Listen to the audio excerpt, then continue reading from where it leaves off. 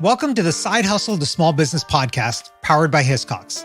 I'm your host, Sanjay Parekh. Throughout my career, I've had side hustles, some of which have turned into real businesses. But first and foremost, I'm a serial technology entrepreneur. In the creator space, we hear plenty of advice on how to hustle harder and why you can sleep when you're dead. On this show, we ask new questions in hopes of getting new answers. Questions like, how can small businesses work smarter? How do you achieve balance between work and family? How can we redefine success in our businesses so that we don't burn out after year 3? Every week, I sit down with business founders at various stages of their side hustle to small business journey. These entrepreneurs are pushing the envelope while keeping their values. Keep listening for conversation, context, and camaraderie.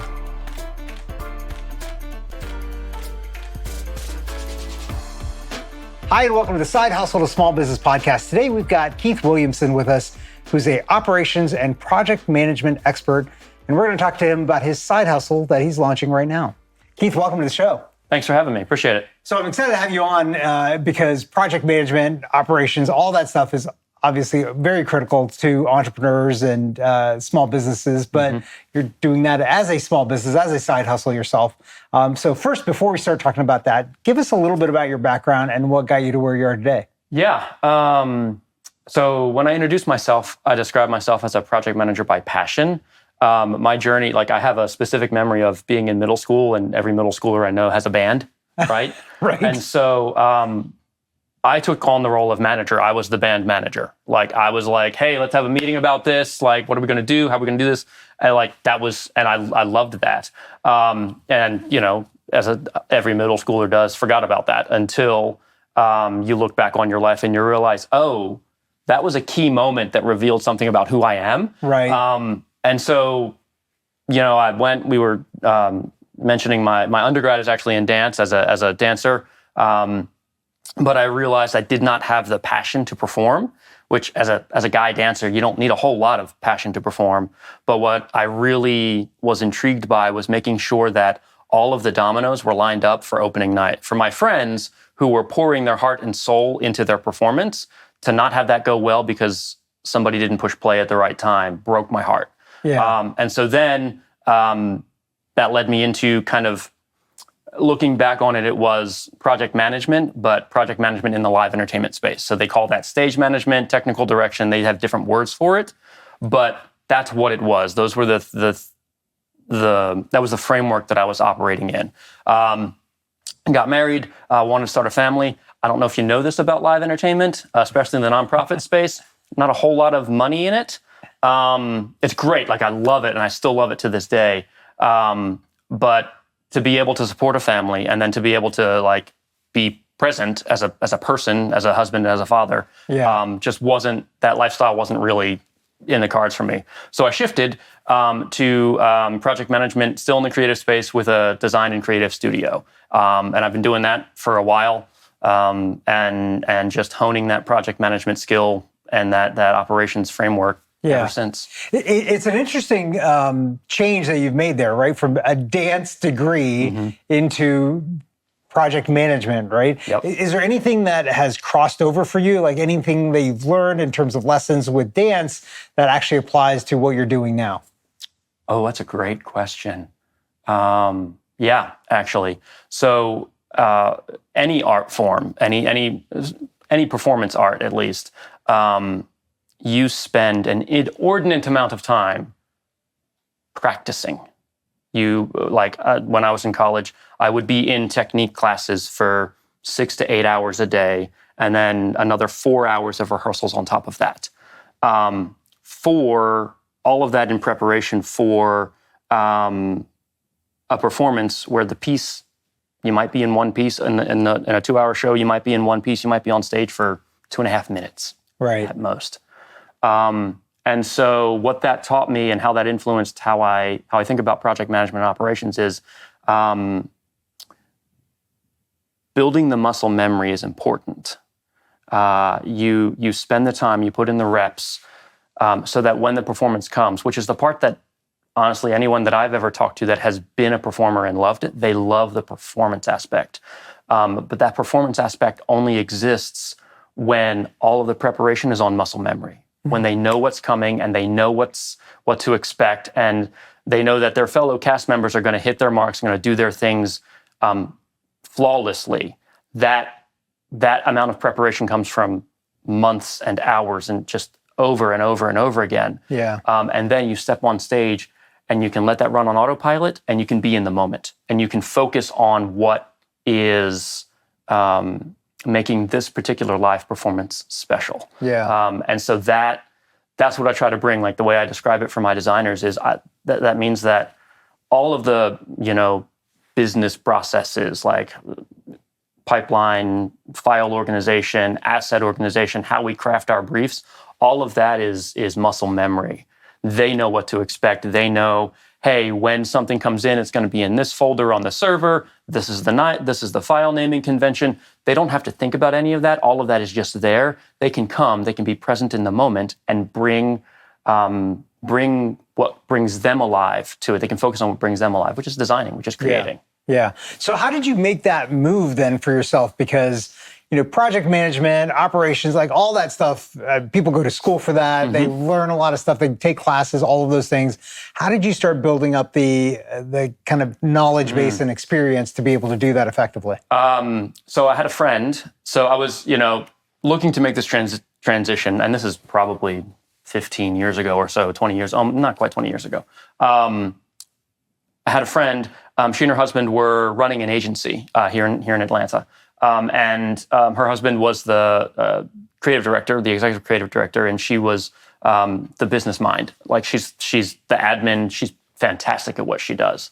And we were going to church together actually, and I remember thinking about like a shower epiphany of, hey, project management is a thing. Like people talk about that as a thing. And then I remember approaching her and being like, I think I could do what you do. Could I just show up and like maybe shadow you for a day or whatever, just to see if it's something that's worth exploring? And she's like, sure. And that turned into basically like a once a week kind of volunteer internship where I would just kind of take my own time, show up and watch how that agency ran from a non-creative side, right?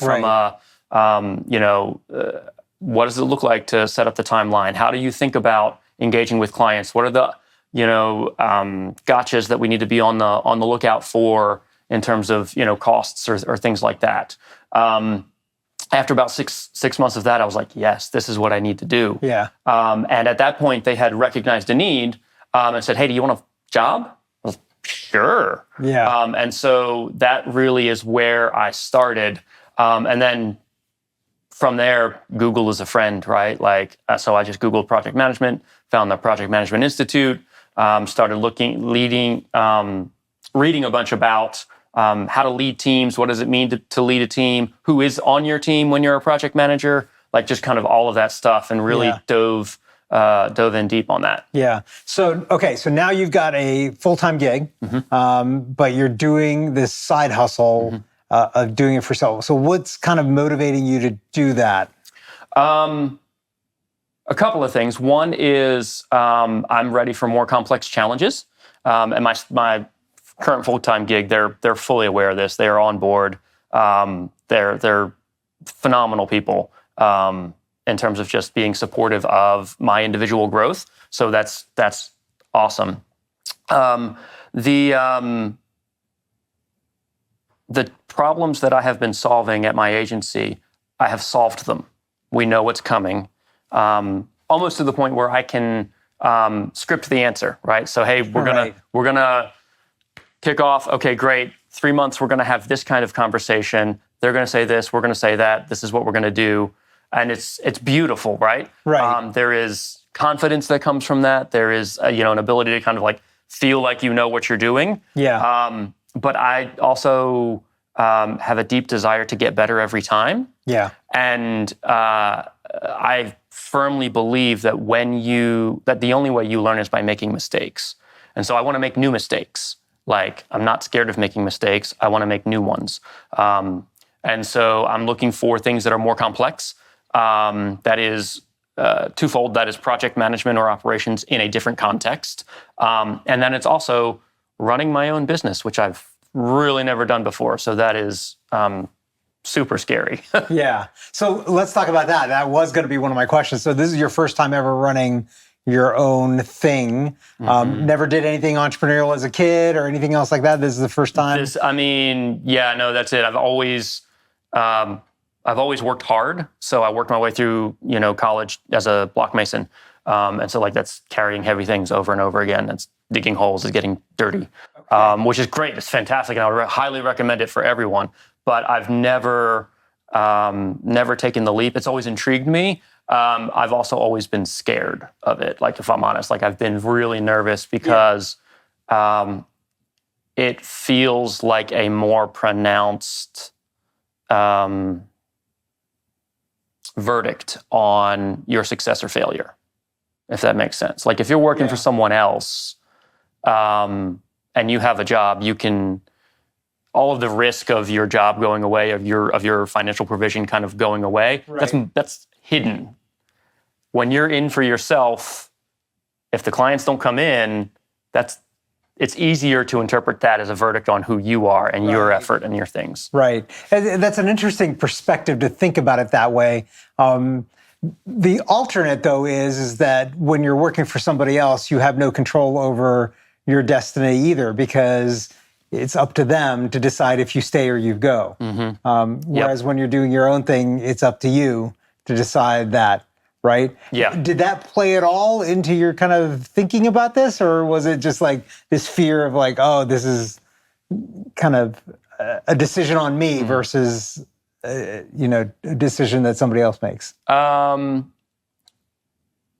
I think I bought into what a lot of people kind of assume, and that's if you have a full-time gig, that risk isn't there. Right. Through a lot of conversations with really good friends, I've had to shift my thinking on that has shifted. That risk is there, like you've said. It is no longer up to you. It is up to someone else if you stay or if you go. And so that risk is there, but it's hidden, like I said earlier. And so coming face to face with that, realizing that this is the risk is there no matter what. This is just a more open and honest way of looking at it. Yeah. Has given me the push that I needed to be no, you know what? You can go ahead and give this a shot. Yeah. Let's go ahead and give this a shot. Yeah. So let's talk about, I find it interesting. You've talked to your current employer about the fact that you want to do this and you're kind of branching out. Somewhat competitive, I guess. It's in the same industry. Maybe it's not directly competitive. How did you have that conversation and how did you open up that discussion? I think that discussion actually started with who my current employers are. They really strive to elevate their team as much as possible. And that includes when it's time for team members to move on, and they seek to do that with dignity and respect. And so the conversation started, from there. And then about 2 years ago, when I started an MBA program, I went to my bosses. I was like, "Hey, I'm just letting you know I'm doing this program, so not going to affect my impact, but I just I don't know if you want to call it intellectual honesty or integrity or what. I was like, hey, this just feels like something you should know about. I'm on this program." And so they're like, "Oh no, that's great. That's awesome." And then so I finished my program in October. Mm-hmm. Back in March, my boss pulled me in and she's like, "Hey, you're almost done with your program. When people get MBAs, they tend to get new jobs. So we want to help you with that. We want you to help leverage our network as business owners. Let us help support you in this so that we can make this transition well. We can do this well. Also, here's a job we think you should apply for." And so I did not get that job, which is fine. But that is how we've kind of navigated that. It's just been a lot of honest, candid conversations around, we recognize that where I am currently, everyone recognizes, it's just not, it's not enough. And that's not just financially, that's also what complexity of problems and the things that we're trying to solve, and like it's just not enough. It's just ready for more. Yeah, it's great that they've taken that approach, because some business owners don't take that approach. But I think this is a much more fruitful in terms of if you have this long-term relationship view, right? Like, well, basically what they're doing is they're building a bunch of people that are now out in industry that could then become clients or partners with them in the future, and have this good relation. And then even if not that, it's good branding. And, you're going to say inevitably nice things about your current employer, hopefully future former employer. Absolutely. In the future. So, okay, so let's talk about the business. Like, how are you thinking about this, and how are you approaching the business? Is it the same thing that you're doing now? Is it different somehow? And how are you thinking about that in terms of getting clients and bringing people in? Because, like you said, this is the first time doing your own type of thing. I am thinking about it in terms of let's solve problems. So for me, I'm having a lot of conversations with owners of agencies of all different kinds, and people of all different, ilks and walks of life, saying, all right, what kind of problems are you trying to solve? And am I equipped to help you solve those problems? In my experience, everyone needs help organizing themselves, like that. And if you really boil down operations and project management to like its kind of core, like that's what it is. It's how do I help people organize themselves so that we can actually move forward on a thing? Yeah.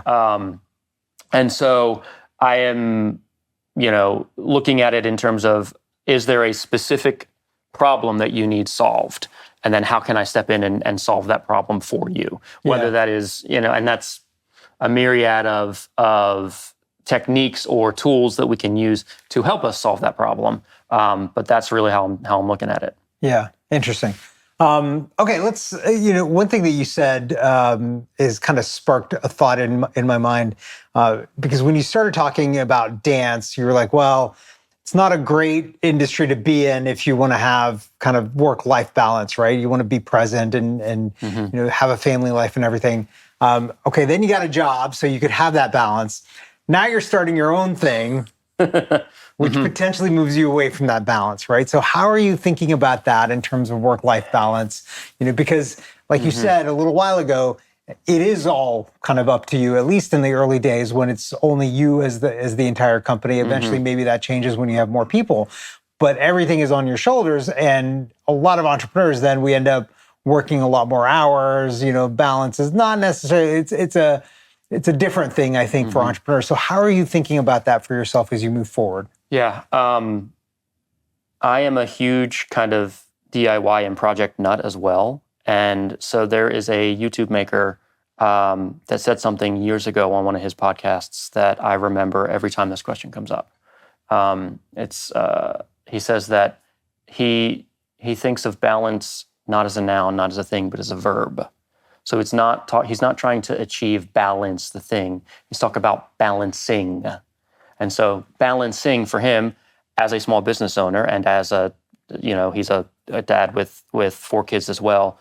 Balancing means, well, sometimes the business needs more of my focus, and sometimes the family needs more of my focus. And so it's an intentional evaluation of, in this time, in this season of life, that balancing, you're able to focus on what needs your attention in the moment. And then when that season has passed, and recognizing when that season has passed, then you're able to pivot and turn your attention to other areas that may now need your attention.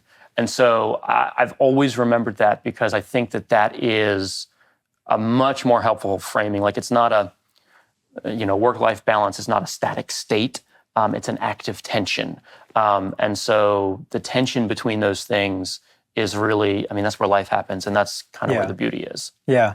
Okay. I kind of love that. Let's talk about actually starting this up and how are you thinking about finding clients now? Like, have you found your first client? How are you hoping to find your first client soon? I'm hoping to have the first client landed soon. Okay. I am going to a lot more networking events, which already feels much more outside of my comfort zone than normal. Yeah.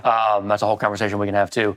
About so I'm attending a lot more of these events. I'm writing down a lot of names, putting myself out there a lot more, in the hopes of generating enough traction to where when people do have a problem, they go, "Oh, hey, that Keith guy, he said some interesting things at one point, and he talks about solving problems. I wonder if he can help with this." And so, or I've seen where he has solved this problem for somebody else, and I can help and reach that out. So it's just a lot of Zoom calls at the moment. A lot of, "Hey, let's get together, and can I get 30 minutes on your calendar?" And I've got to say, when you hear or you read about people saying, "Hey, just reach out and ask," everybody's generous with their time. Yeah. If somebody's on the fence about, just basically cold reaching out on LinkedIn or somewhere and being like, "Hey, can I grab 30 minutes? I love what you do. I'd like to hear more." Almost invariably, everyone's like, "Oh, that's awesome. Yeah, let's do that." And then it's, a couple of days later and I'm meeting awesome people that are doing great things that are really wonderful. So that's the stage that I'm in right now, is a lot of talking. Yeah. So it's interesting, you kind of make this comment, and I want to dig into it a little bit.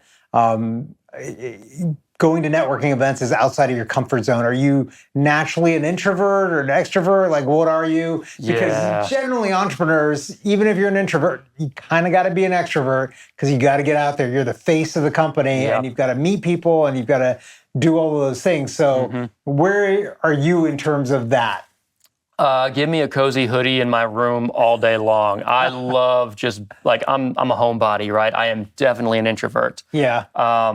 And so this is where, again, more conversations with people that know me well and that know how I tick and what makes me come alive. Yeah. They have helped me reframe this in that networking has kind of come to mean, and you scratch my back, I'll scratch yours, kind of a way. Like I'm approaching you with a need, and I'm trying to help you. Like, how can I suss out how you're figuring out what I need? Like, it's just this weird. Yeah. I've had to reframe that, and really come back to networking is about caring for people well. It's about hearing their story. It's about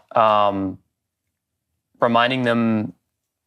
Sometimes, honestly, reminding them that they're a good human, right? Like they're a person, and that has value and that has dignity, and approaching it with that, "Hey man, I just want to get to know you, and I want to care for you well in that." Yeah. And then the process of, so sending the thank you notes and all of the kind of the business of networking are touch points where you can remind people that they matter, that you're thinking about them. Yeah. The things that you would do with your close friends, right? Like, "Hey, just thinking about you, sending a text, here's a funny meme," like that kind of stuff. Yeah.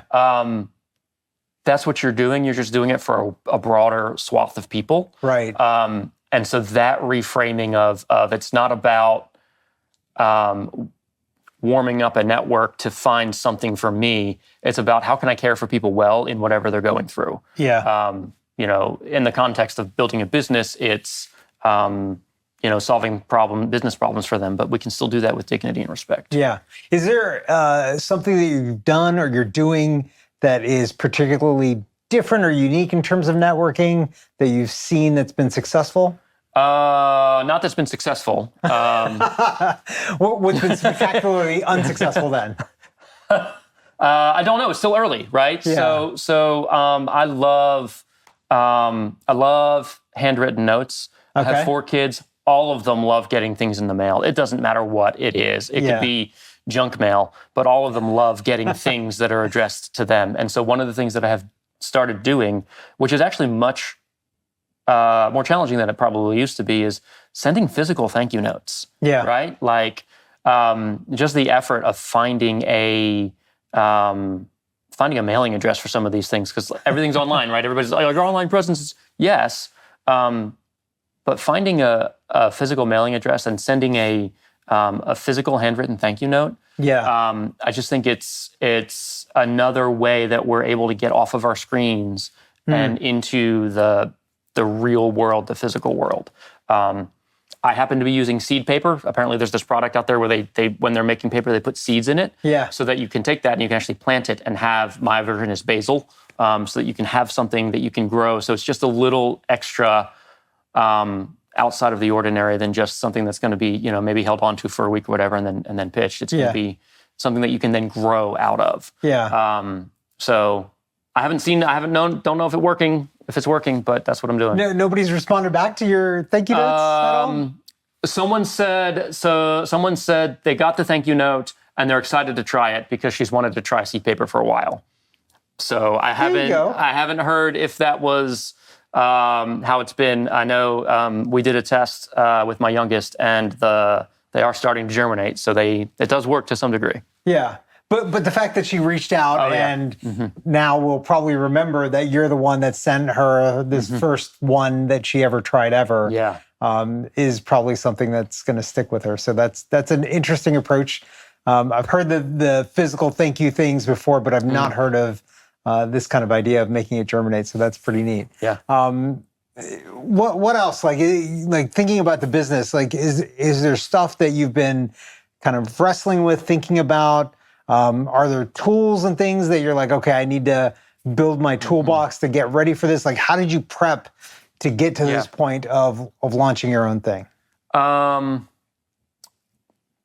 So how did I get to this point of launching my own thing? First was at a networking event, was kind of the germination was hearing a lot of agency owners. It was a marketing networking event. So hearing a lot of agency owners, watching their face light up when I describe myself as a project manager by passion, because they all recognize that there's a need. But then that realization that they would have of, I can't afford somebody full time. Like I know I need it, but I can't afford somebody full time. And hearing that honestly, probably 4 or 5 times in a 6-hour period for this networking event. It was an all-day thing. It's like, oh, there's actually a need here where somebody can step in and build the tracks, like just get the systems going, get the systems in place to where they run smoothly. And then if there's, as capacity, grows and waxes and wanes, having somebody that can just kind of step in and run those systems and interact with clients, like that was this is good. And then having people that have set up businesses before being like, okay, great. So I texted a buddy. I was like, I'm putting this out there because I know you'll keep me accountable, and I also need help. I think I want to do this thing. And he's like, great. Let's get you a domain. Let's get you a landing page. Let's get you a website. And so I did all of those things and worked, and he's a big AI guy. So he threw a bunch of that into some of his AI clients and bots and things. And we stood up a landing page. We got a domain with an email address, hooked up to a calendar, so a scheduling system. So all of those processes are there. Outside of, so kind of like the public facing is kind of done. The other tools that I'm using, exploring Notion. I'm just getting into Notion. I think that's going to be helpful for me. I'm a big paper and pen guy as well, and so I have 2 or 3 different notebooks that I'm, right now they're just list of names of people to reach out to. So that is those are the tools that I'm using. Friends, because they've done this better than I have, and then a couple of digital things, but pen and paper a lot of too. Yeah. Well, let's talk about the other side of this. Like we've talked about the excitement and all that and the need. Is there something that makes you nervous about launching this and doing this? Failing spectacularly. Yeah. Like if I am in all honest, so there's there's a runway where the economy being what it is, my current bosses, with all the compassion that they could, be like, hey, we're going to have to cut your salary. And so there's a very real need there in terms of I've got bills to pay and kids to feed and a mortgage and all that stuff. And so the thing that makes me the most nervous is that this doesn't actually pan out, and that time and energy and effort will have been wasted. And to some degree, it takes money to set up a website and like kind of all that stuff. So a small financial, thing that has been wasted as well. While, in 3, 6, 9 months, we're nowhere closer to this. I think that's what worries me the most, is that I won't know when enough is enough, and I've been beaten. Right. Yeah. I think that's always a struggle for entrepreneurs, especially starting out, because you don't know when is the time to put, because maybe one more day will get you to the promised land, right? Yep. Or get you to over that hurdle that you're facing. So, listen, Keith, this has been fantastic. Where can our listeners find and connect with you online? Sure. Keith Williamson on LinkedIn. That's probably the best, easiest way to get to me. You can also check out that landing site and reach out to me through there. That is orderandscaleconsulting.com. It's new, so it's probably not going to show up in searches. So go ahead and type in the whole thing, orderandscaleconsulting.com. Awesome. Thanks so much for being on today. Yeah, appreciate it. Thank you.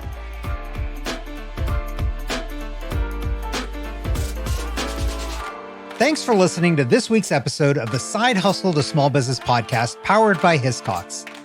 To learn more about how Hiscox can help protect your small business through intelligent insurance solutions, visit hiscox.com. That's HISCOX.com. And if you have a story you want to hear on this podcast, please visit hiscox.com/share your story. I'm your host, Sanjay Parikh. You can find out more about me at my website, sanjayparikh.com.